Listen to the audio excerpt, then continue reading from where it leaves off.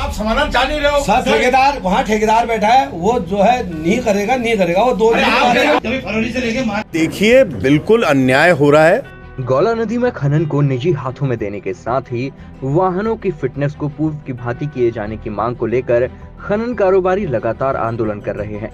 वहीं बीते दिवस अपनी मांगों को लेकर खनन कारोबारियों और डंपर स्वामियों ने एसडीएम कोर्ट में प्रदर्शन किया था, जिस पर प्रशासन ने डंपर स्वामियों पर बुद्ध पार्क से एसडीएम कोर्ट तक बिना अनुमति रैली निकाले जाने और फिर एसडीएम कोर्ट परिसर में मुख्यमंत्री के खिलाफ आपत्तिजनक नारेबाजी करने के खिलाफ अपर पुलिस अधीक्षक व सीओ से इस मामले में जांच करने और नियमानुसार विधिक कार्यवाही करने की मांग की थी।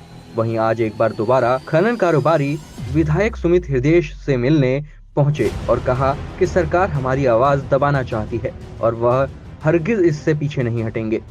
उधर विधायक सुमित हृदय ने कहा कि सरकार की नीतियां गलत हैं और वह शोषण कर रहे हैं और गौला नदी में खनन किसी भी हाल में निजी हाथों में नहीं दिया जाना चाहिए।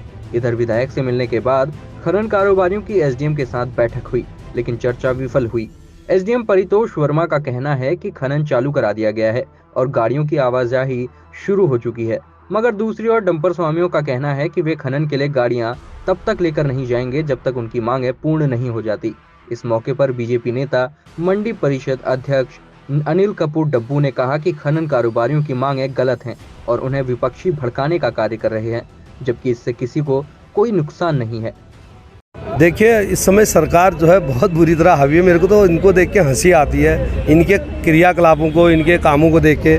एसडीएम साहब शीश महल गेट में जाते हैं और जो है हमको यहाँ बैठक में बुलाते हैं और अपना शीश महल गेट जा रहे हैं। वहाँ ज़बरदस्ती गाड़ी वालों को, जो गाड़ियाँ वहाँ पर रेलवे के लिए 50 गाड़ियाँ चलाई थी, उनसे कहते हैं स्टोन क्रेशर में माल डालो। और उसके बाद एसडीएम साहब यहाँ हमें वार्ता करते हैं, वहाँ फोर्स भेज देते हैं शीश महल गेट में, और उसके बाद कहते हैं कि हमने गेट खोल दिया। जब गाड़ी मालिक जो है जाना ही नहीं चाह रहा, करना ही नहीं चाह रहा है, इनके ठेकेदारी प्रथा को देखते हुए ये ज़बरदस्ती गेट खुलवाने के मूड में है। या तो ये अपना कॉरम पूरा कर रहे हैं गेट खोलने के बाद। जी, हल्द्वानी विधायक ने हमारी बात सुनी। देखो, वो जो है वास्तव में जो है पीड़ा को समझते हैं। उन्होंने हमारी बात सुनी और हमारी बात को उन्होंने जो है कहा सदन में भी उठाएंगे, और वास्तव में वो सहयोग करते हैं। आप जी कह रहे हैं कि गोला नहीं खुलेगी, लेकिन मीडियम का एसडीएम का आदेश हुआ, गोला खुल चुके। 35 गाड़ी आज निकाली गई हैं, तो आपकी नाराजगी अलग है, लेकिन गाड़ी तो चालू हो चुकी है। ये सब झूठ बोलते हैं, ये सब झूठ है। अभी गेटों में कांटे नहीं है। ये कहते हैं कि मैनुअल हम जो है। देखिए बिल्कुल अन्याय हो रहा है। मैंने कल भी प्रेस कॉन्फ्रेंस में ये बात बोली थी। गौला नदी आर्थिक जननी है पूरे हल्द्वानी की, और हल्द्वानी आर्थिक केंद्र पूरे कुमाऊं का। और निजीकरण की तरफ जो ये बढ़ते हुए कदम इस सरकार के हैं, इस सरकार की दुर्दशा को साबित करते कि अपने ही राजस्व की, अधिकृत राजस्व की चोरी कराने को ये सरकार तैयार है। कांटे हटा दिए गए हैं, अब नपत होगी घन मीटर के हिसाब से। और आज पैट्रिक साहब जो हैं, जिनका बयान आया अखबार में, उन्होंने साफ बोला है कि नहीं, निजी आदमी गौला के अंदर कोई नहीं जाएगा, लेकिन बाहर गाड़ियों को रोका जाएगा उनकी चेकिंग करने के लिए। तो क्या एक प्राइवेट लिमिटेड कंपनी आके यहाँ पे हमारे डंपर स्वामियों को और गौला से जुड़े हुए जो व्यापारी हैं, उनको डंडे से, दलबल से रोक के उनको अधिकृत किसने कराई? राज्य की सरकार की सोच है। जबकि एक अच्छी व्यवस्था वन विकास निगम की, एक अच्छी व्यवस्था कांटों की, अच्छी व्यवस्था RFID का चिप लग गया है। गौला में एक बारी जब वो जाती है और बाहर आ जाती है, तो उसके बाद दोबारा नहीं जा सकती है। इनकी आप फिटनेस आप ज़बरदस्ती, जो 4,000 में RTO में हो जाती थी, 15,000 में निजी कंपनी को देके 15,000 में आपने 20,000 रुपये उसकी वो करवा दी है कीमत।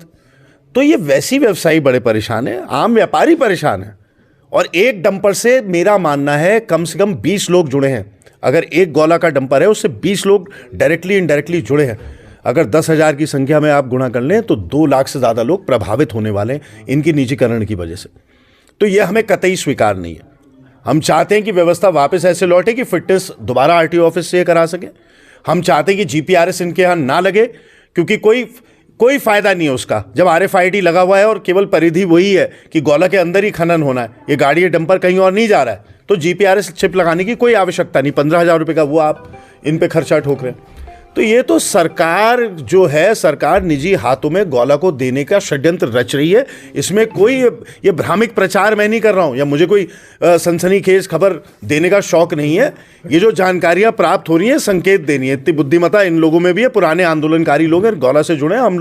हम लोगों ने भी इसी गौला का पानी पिया, हमें भरपूर पता है क्या खेल चल रहा है। 3 बजे इनकी बैठक है एसडीएम के साथ, अगर इनकी मांग पूरी नहीं होती फिर क्या आंदोलन होगा? नहीं, देखिए, ये जो संघर्ष समिति है, मैं इनके जज्बे को एक तो सलाम करता हूँ कि इन्होंने सही समय पर ऐसी आवाज़ उठाई। वरना आजकल हमने देखा है आंदोलन होते हैं और लोग सरकार की गोद में जाके बैठ जाते हैं, कॉम्प्रोमाइज़ करके आ जाते हैं।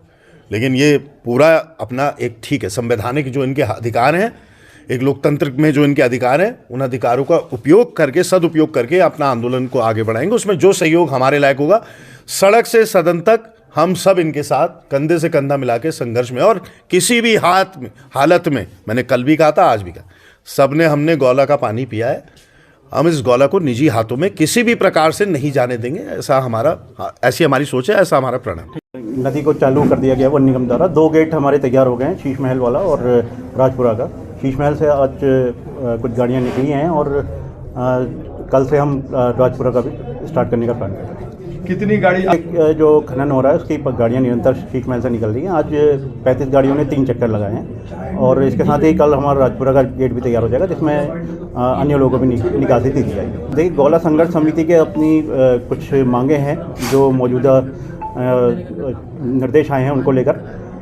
उसमें जो वार्ता हुई है, अभी कोई सहमति बन नहीं पाई है और मुख्यतः इनकी मांग जो फिटनेस है गाड़ियों की, उनको लेकर के है। अभी इनसे पुनः वार्ता की जाएगी, अगर देखते हैं कोई संभावना हो हल की तो प्रयास किया जाएगा। उनके आरोपों का जवाब दे नहीं सकते। उनके समय में क्या क्या हुए, अच्छे काम किए होते दोबारा सरकार नहीं आ जाती।